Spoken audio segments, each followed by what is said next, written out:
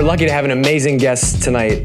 Carol brings over 25 years of experience in marketing and sales. I wrote something up, I'm just gonna read it. But it's not the years, it's the company and the marketing machines that she's helped build. She's the CMO of Rapid7, you know them here in Boston, public company. She was the CMO at LogMeIn, they went public. She was the CMO at Unica Corporation, they went public and got acquired by IBM. And if you go, I was trying to do some research before this, if you go to her LinkedIn profile, you actually can't get to the bottom of it because she's on so many boards and does so many things outside of the community. I was like, did she work there, invest? I don't understand, but it's amazing. It's amazing. She's a rock star. Thank you. But the reason why I'm super excited to have her here is this line that I found in the press release. You might have even wrote. Hopefully you didn't write this, but this is a line from the press release when Carol joined Rapid7 in 2011. Meyers brings an extensive marketing and sales expertise and proven success in driving technology's company to growth, including delivering more than $1.5 billion in market value for investors through these 3 IPOs. Where's DC? Is billion good? Billion is pretty good. Billion is pretty good. So all I know is there's a B in billion. We are so lucky to have Carol here tonight. Please give it up for Carol Meyers.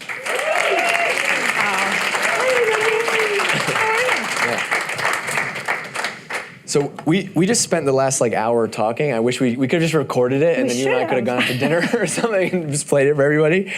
There's so many avatars here. Or something. There's so many different things to talk about, but we figured we would just get right into politics. Would be the best place for you and I to start tonight, if that's okay. No, but actually do have a serious question. So when I was talking to Mike Volpe when we said we're gonna have you and do this, and he's like, make sure you ask her about the party in Vegas. Yeah. So I think there's no better icebreaker. Okay. I don't even know what that is. It could be nothing, but I need to know now. Okay. So the party in Vegas. Well, what happens in Vegas? Yeah. Okay, so I can't tell you. You know those security companies, they go to Vegas. So there is a big security, so we're a security company, and the big event for people who dabble in security, and in fact it's the biggest event because it's where the people who are known as white hat hackers go, so the people who try to break into your network for good purposes, all convene in Las Vegas, usually at the end of July, beginning of August. And we have the biggest, baddest party in Vegas. And we rent out the top clubs like Hakkasan or Excess over at the Wynn. And we have 4,000 to 5,000 of our friends attend. It's a complete open bar. We were talking about, I think the team here with Amy, about top shelf liquor. And there is some of that flowing and champagne. And it's a fabulous event. What can I tell you? It's so popular that there is a company that monitors network traffic all the time. And one of the things they always tell us is that leading up to our party, the 80% of the traffic talking about the Black Hat event is about the Rapid7 party, where it is and how to get a pass. So it's really fun. I love it. I love it. But Carol, how do you measure the ROI of that party? ROI. We measure ROI. How are we possibly going to measure the ROI everyone, of this event event tonight? Did you have a good time? And if they say yes, we're really happy. No, we keep track of everybody who comes, and we do measure the growth of relationships over time, and do people ultimately buy products from us, and all of those good kinds of things. So the party does more than pay for itself, maybe 5 or 6 times, for sure. That's awesome. All right, so there's so many things, and we're going to open this up to Q&A. So think of, and that's why we gave you all notebooks. It's not often to get to sit up here and talk to somebody with experience like Carol. So definitely use those notebooks. Get some questions for later. But I want to start earlier in your career because you weren't a marketer from the beginning. You were product manager, whatever that means. And you were part of the Lotus Mafia back in the day, right? Well, what happened after school to get you to Lotus and start there? Oh, well, I actually started in finance of all things. I was a bean counter, and the reason I got into sales and marketing is I was the bean counter for the head of sales, marketing, and support at Lotus, which for a lot of people in this room, you probably have never heard of 1-2-3, but it is what really made spreadsheets. Excel was like nothing back then. So that's how I ended, and I just worked on their budgets for them and did analysis, and somehow as anybody in their career knows, as people you report to move on and get promoted, they sometimes take you with them. So I started following people around, and one day I said, I don't really want to just measure this stuff. I would like to do it. So I was given an opportunity to do a little bit of it, and that's how I made the switch over. But I was trying to figure out what your story is. Like, some people like marketing since day one, right? You had finance, then you were a VP of sales, then you're a VP of marketing. So what happened the 5 years that you were at Lotus that actually led to your next thing, which is VP of sales at Chiva? Yeah. So I didn't really do that much marketing at Lotus, if I'm really honest. Just I did counting. a little bit. I was like a counting. product marketer for a little while in a product, maybe for 6 months or so. So I went to another company called Chiva, which was a pre-IPO company, and we took that to IPO. And I started working there in something called sales operations. And somehow I made my way to the head of sales for the company. We were about 200 million or so in revenue, and I had a really large team of enterprise and inside sales sellers and systems engineers. And it just happens by being around at the right place at the right time and saying yes when someone taps you on the shoulders and says, "Would you go do this job?" I say, "Okay, I'll go do that job." So you got into sales. So I got into sales. And then doesn't marketing. every salesperson think they can do marketing? Every marketing person think they can do sales? It's a Yes, perfect so that's fit, how right? it happened. After I was done with Chiva, we were public and we sold the company to Intel, and I figured out a way to take the summer off, which was really fun. And then when I was thinking about what I wanted to do next, I decided, I don't think I want to do sales anymore. I think I want to be a CMO. So I interviewed at a couple companies, and because we all think we can do marketing, I convinced someone I could. And that's how I got the job of head of marketing. And the truth of the matter is, I'd never run an event. I'd never really done a marketing campaign, and I stepped into that role and said, I can do this, and that's what happened. You use what you learned in sales to swindle your way into marketing. Right. Well, sales should be partnering with marketing a lot. Yeah. So because I partnered really closely with the marketing team and we worked on everything together, I really felt like I did understand what I needed to do pretty well. So I think probably outside of Rapid7 today, do you think that the thing that most people know is the LogMeIn story, or no? No, because that was brief.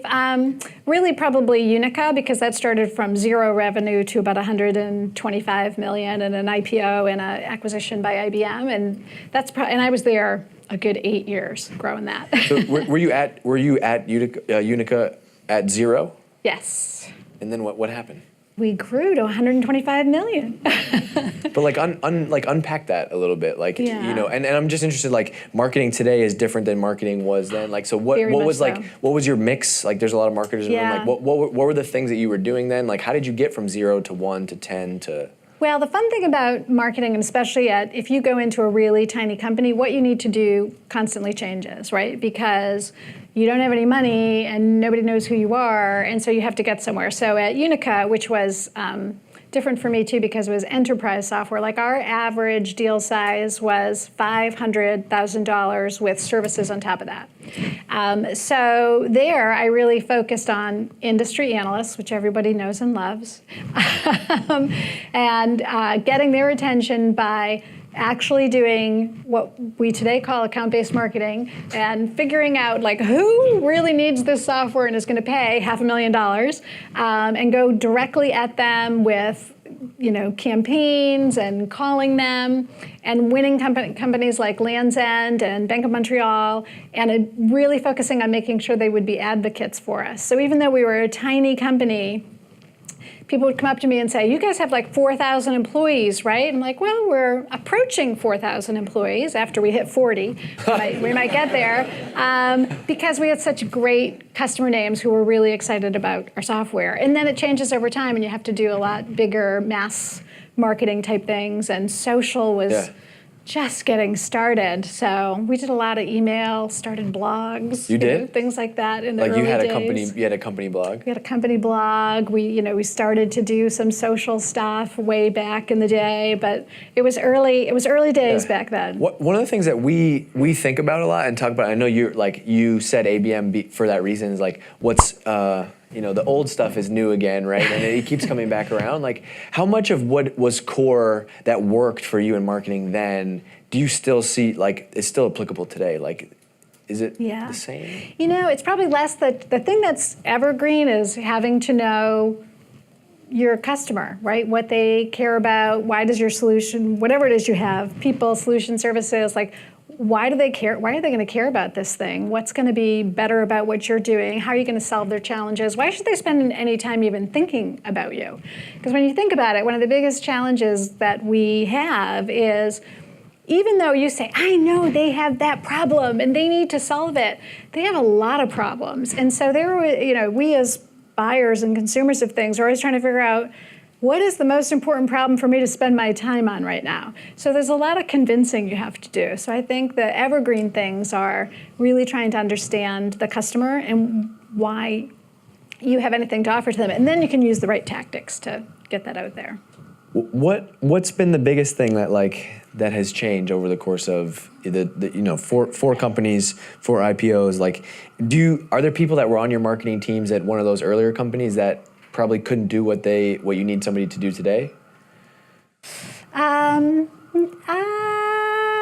Well, I think anybody can learn anything. So I would say if they really wanted to learn something new, they could. And I still work with one of my event marketers from back in the days of Shiva. And she's amazing. And she does unbelievable things for us. And so I've known her for a very, very, very long time. So I think people can learn things.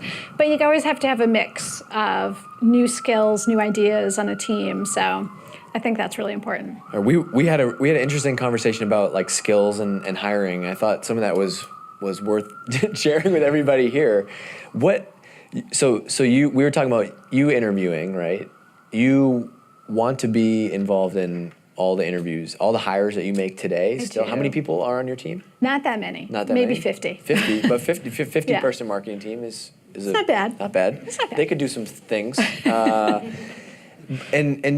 you don't always get the chance because you have a crazy schedule. But like, you want to be involved in all those hires. Yes. Why? Yeah, because why just that? Like, do you trust your team? Just let them do it. I truly believe there's nothing more important that you can ever do as a leader other than to hire great people. Because the only thing that really makes companies work is fabulous people. And they have to be great at what they do. They have to be able to work with the people around them and create really good energy. And so I'm always looking for those things in everyone we hire. And interviews can be tricky. People can convince you that they might be able to meet all that criteria. And the other thing that happens is, it's really hard to hire in Boston, and so jobs stay open for a long time, and every once in a while, a hiring manager gets kind of tired.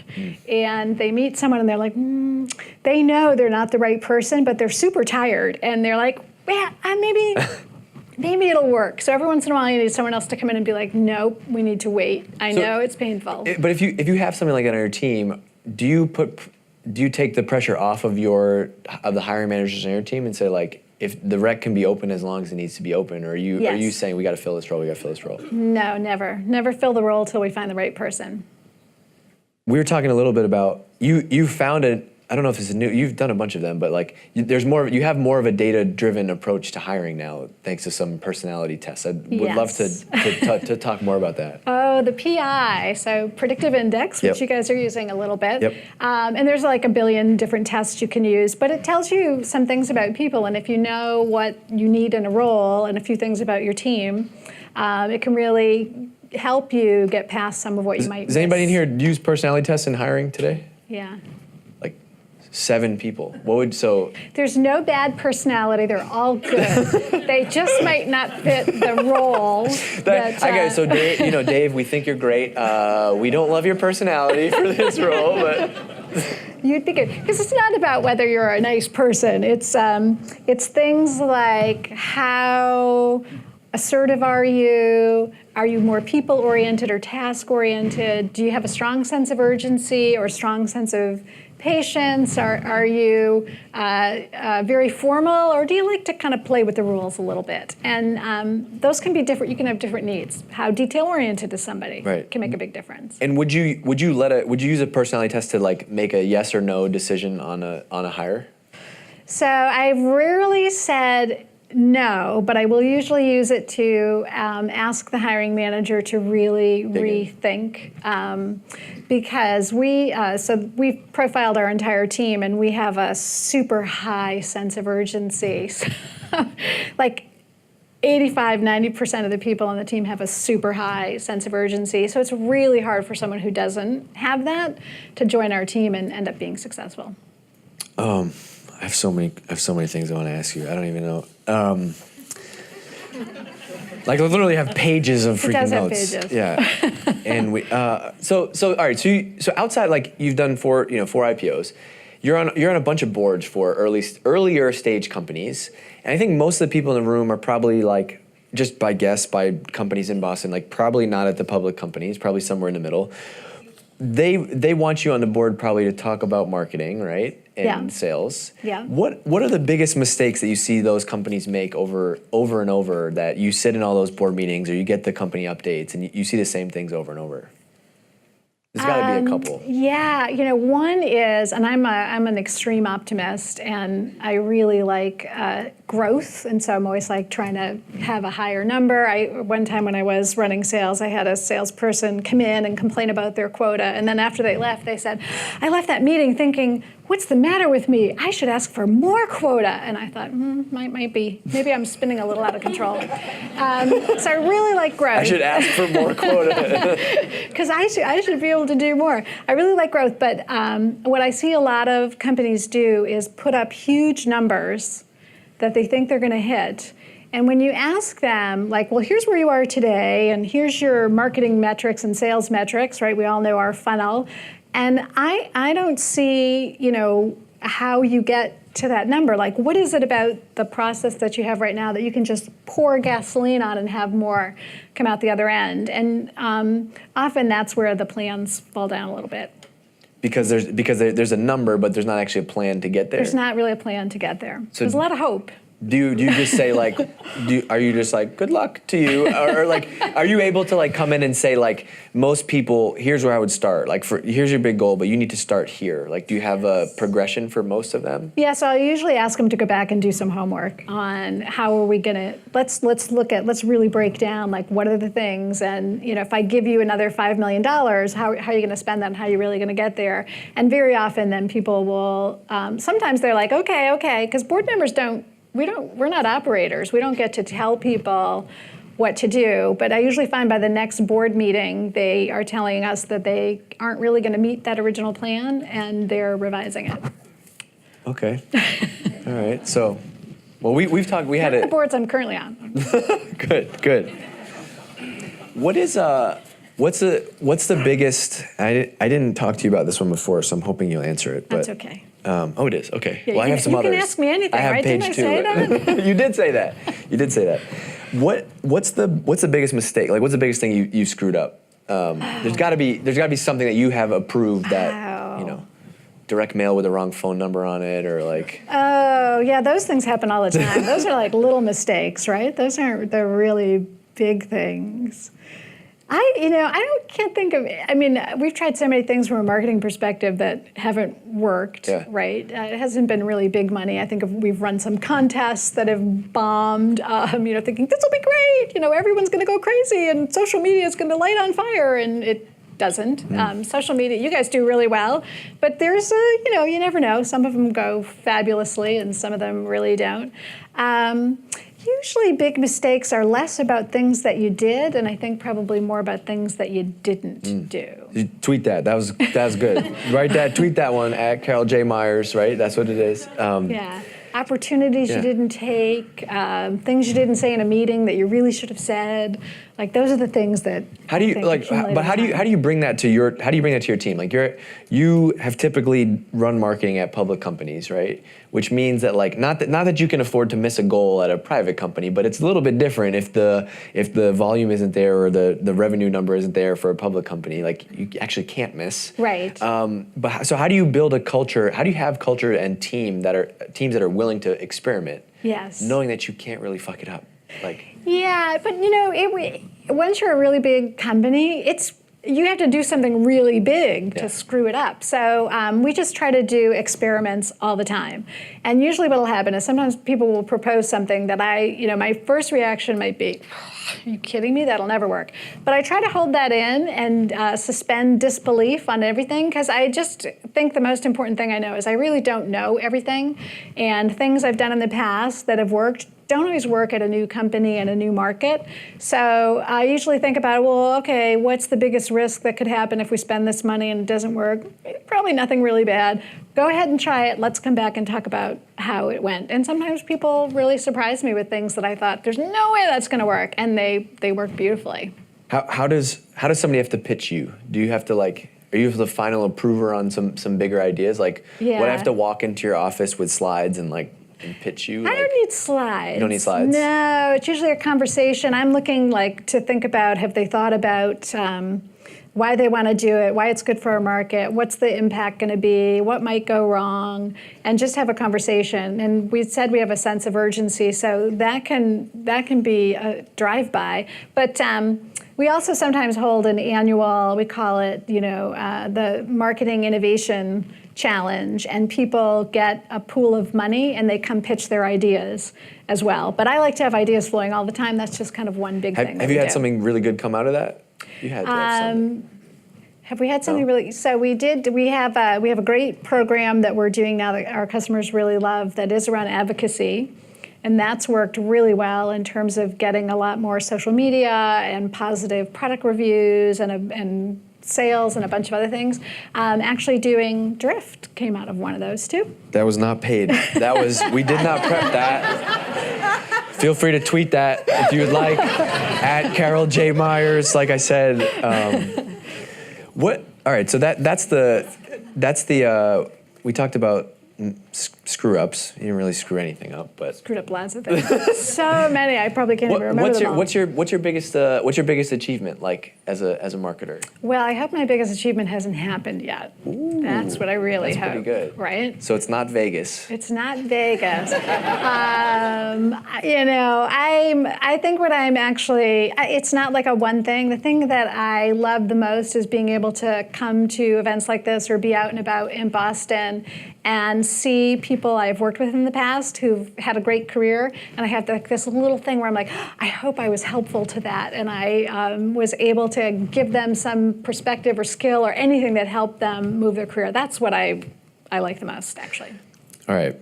I've been saving this one because we talked about it, but I think this is more of a lecture to other people than it is. But it's what is your, and I know what's your biggest pet, I'm just going to read it. What is your biggest pet peeve with marketers? Oh, we're lemmings. We are such lemmings. I love this. We're always reading, these studies about when to send an email or when to make a phone call or ABM. I mean, ABM is great, right? But it's not generally going to solve world hunger, and it's probably not the only thing you should be doing in marketing. Usually you kind of have to do a couple of different things. Yeah, or just because you go to an event and Jana says go use ABM, it doesn't mean you just go plug it into your business, right? Right. The example you and I were talking about, which is the email thing, if tomorrow if somebody published an article Dear marketers, the best time to send an email is 2:07 p.m. Guess what would happen tomorrow? We would all do Everyone would send an email at 2:07 p.m. Exactly, to the same people. Yeah, to the same people. Who get 5,000 emails. So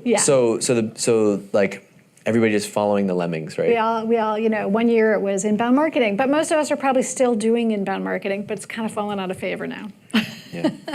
All right, I want to transition. So we're going to do Q&A, but I have some of the Tim Ferriss type questions. Don't worry. What books have had the biggest influence on your career, or if you could go buy your marketing team, if you haven't already, if you could buy them a book? So I'm going to probably say something that maybe is kind of mean to authors. I like books. I read a lot of books, but I think too often people read a book and they're like, "This is great. This is the playbook. If we follow this, we're going to have the most successful company that ever happened." And there is no playbook. I think every company, every situation is totally different. You learn things out of them, but they're not a playbook. So books that I like are the Heath Brother books, Made to Stick and Switch. I love Dan Ariely's Predictably Irrational. I think it's hilarious, and I think it's a good read because I think we all think people make rational decisions. We're like, oh, if we do this, they'll do that, and people don't really make rational, which is why marketing works. Which is why marketing works, by the way, because people don't make rational decisions, which I think is good. And then, it's a really old book, but I think there are elements of it that are still true, which is the Jeffrey Moore series on crossing the chasm. And if you're building a business, there's elements of that no matter what just seem to stay true. Who are your marketing role models? Like if you're about to talk to your team or you want to get people to think about something differently, like who are the role models that you're pushing it towards, whether that's people or companies or brands? I brought you in to talk to them. You did. That was a lot of fun. She grilled me. It was. You were one of our role models. It was. Wait. Finish that. I'll be honest. Finish what you were going to say. You are a role model. Oh. You are a role model. You are a role model. I think some of the best marketers are actually CEOs. David Cancel's a great marketer. He's all right. For sure. Without a doubt. You look at, you may like him, you may not. Mark Benioff is a great marketer. That's actually one of the book that we talk about the most is the Behind the Cloud, the story. Just like the things he did. Amazing. Marketers don't always think like that, but he just was like, let's show up at an event and just hijack the whole thing. Yes. Like just completely non-traditional things. Like Elon Musk, great marketer. Yep. Love it. Richard Branson, great marketer, and of course, Steve Jobs was an amazing marketer. So I often think CEOs with this incredible passion are the best marketers. All right, I'm gonna change gears on you. Okay. What unusual habit does Carol Meyers have? What unusual habit? I don't know. If it's a habit to me, then I probably think it's usual. What unusual habit do I have? Like you love celery or something. I don't really love celery. I like quinoa. I do get up and I have to have a workout every morning. And in fact, one morning I didn't, and my assistant told me to never do that again. She said, whatever you do not come in if you haven't had your workout. She's like, whatever you didn't do this morning, you don't. She was like, I think it was like, who does those commercials for the Snickers bar maybe or something? I think I might be that. I'm trying to picture like what your alter ego was in that point. I don't even know, but it was obviously scary. I'm stealing this question because I'm going to ask it to you. In the last 5 years, what have you become better at saying no to? Myself and my inner voice that says this is a bad idea, and listening to every idea that people propose, and really making sure I try not to judge before I just kind of let it sink in. So that's something I've really been working hard at. So like if somebody presents an idea to you or something, or like you try not to sleep on it? Now my team says that I say, oh, that's very interesting.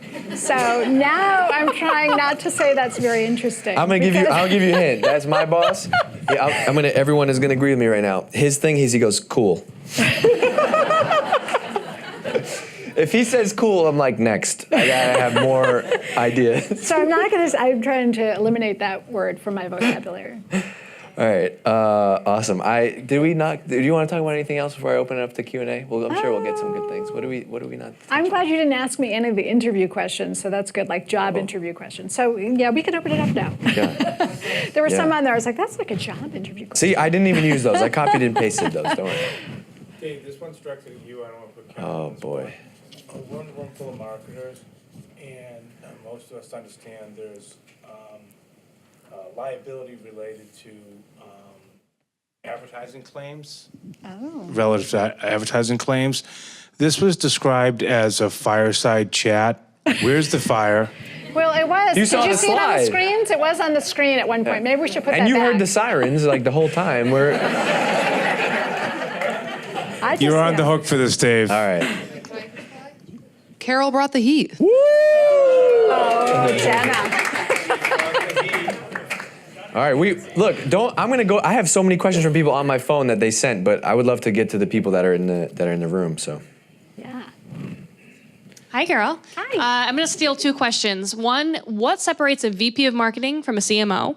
And what advice do you have for women who want to become more senior leaders in their field? Oh, those are good questions. What separates? I'm not sure. So on the first one, I'm going to cheat a little bit. One has 3 letters and one only has 2. Every company is a little different, and I do think there's title inflation. Like we all want to be a chief now, right? Chief is the best thing. So Or like if you see if you see a 10-person startup, everyone's 23 and they all have C-level titles. Absolutely. You're like, So everybody's chief of themselves. So I don't know if there's a huge difference. I think that the biggest difference is typically you might be a VP of a part of marketing, whereas a chief marketing officer should generally be responsible for everything to do with marketing, from product marketing to the brand to the demand generation and strategy and all those things. And your second question was, advice. I think that, I actually just came from the Mass Women's Conference today, too.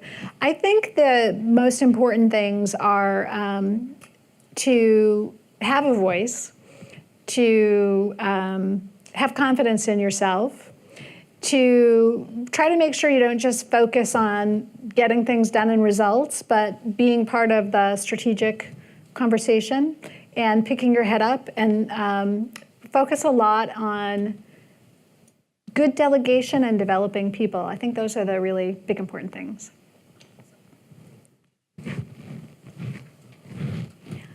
So with such a diverse background, finance, sales, marketing, what are some of the ways that you have successfully or unsuccessfully reached across the aisle to align with sales in order to devise campaigns and grow? Those are good questions. So I have a really good relationship with most of the sales VPs I worked with. We still see each other quite a bit. I probably work more now with our COO and a little bit less on the real campaign things. But I think the most important thing is I try to make sure that everyone on marketing understands how hard sales job is, and that our job is to help make their job easier. And sometimes people say, well, salespeople get paid a lot more money. And I always say to people, if you want, you can pick up a bag and you can dial the phone all day too. I mean, you definitely can. So I think I think that salespeople should have that same appreciation for marketing people and the hard work that they do and the stress and pressures they have. And I think when you understand that and you have shared goals, that's the most important thing. Like, what are we trying to accomplish together? Trying to understand where salespeople are struggling, like what's not working, why aren't they winning more, why aren't they finding more? And trying to think creatively about how to help them together. I think those are the most important things. I think having a shared view of the market, the goals, and then you can figure it all out. But an appreciation for each other is, I think, at the core. Carol, thank you for the great comments so far. You're a super well credentialed, qualified, experienced individual. And to your point previously, when you were talking about David Cancel and the CEO being a marketer, why have you now chosen to be a CMO instead of a CEO? Do you have an opening for me? No, I'm just kidding. She said it. Well, I imagine it's not for lack of either That was a planted opportunities on question, your- because she said, when I asked her biggest achievement, she said it hasn't happened yet. So that was a planted question. Who No, is that? it's a good question. I thought a lot about doing it, I'll be honest. I thought a lot about, do I want to go do that? And usually it's when I feel like, hey, I want to build a great culture and I have a different view of the strategy and I should go, do my own thing. I love what I do, and I like partnering with great CEOs. I still might do it, but not yet, I guess. And no one has been beating down my door yet, so. So if you know of great jobs, let me know. Sorry, Jenna. Hi, Carol. I'm actually also a Lotus alum, so I do remember a lot of the stuff you're talking about. But my question is, it's great to see that you're serving on a number of boards. What can be done to bring more representation by women on boards? That's a great question. There is a lot happening today. I don't think we necessarily see it in the numbers as yet, but there is a really big initiative to do that. And I think part of the problem is traditionally where people have searched for board members is for CEOs. And there aren't very many women CEOs, so you're not necessarily going to get a lot of women on boards. So what I see happening is people are looking for different kinds of skills now. So CFOs, there's women CFOs more so I think than CEOs, and they're always in high demand for boards. But people are starting to say, well, we don't need everyone to have actually run a company. We need other kinds of skills, and sometimes it's technical or it's marketing. And so as companies start to do that, I think you'll see more people of color, women getting onto boards as it should be. And there's a lot of activism going on as well. State Street Global Advisors, for example, who's an investment company, won't invest in companies unless they're making strides on diversifying their boards. So I think we'll see some change. Let's do one more. I'm sure there's some marketing teams of one here. If your team went from 50 to 1 tomorrow, what would be some marketing tactics that, tactical things that you would focus on? Wow, that's a tough question. I always feel like I say this too much. It depends. Well, because it really depends on what it is you're marketing and selling, right? So the most important thing is, and when I started at Unica, I kind of was a team of one. There was one other person there, so it was really, okay, so it was a team of two, and we just had to kind of figure it out. So really knowing what's the most important thing I can do to reach my audience. Like you guys do a great job with social, for sure, right? And marketing people use social a lot, right? So that is a great vehicle because we're all on social all the time. So kind of knowing what kind of product you have to sell and where your buyers are that they might want to learn about your product, and then kind of focusing there and getting a few wins and growing it, I think is the most important.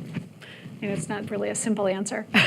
But I think demand generation is, after you know your strategy, demand generation is the lifeblood, right, for getting started. All right, well, I'm sure people will have a bunch more questions and swarm you in 2 minutes, but please give it up for Carol. Thank you so much. Thank you.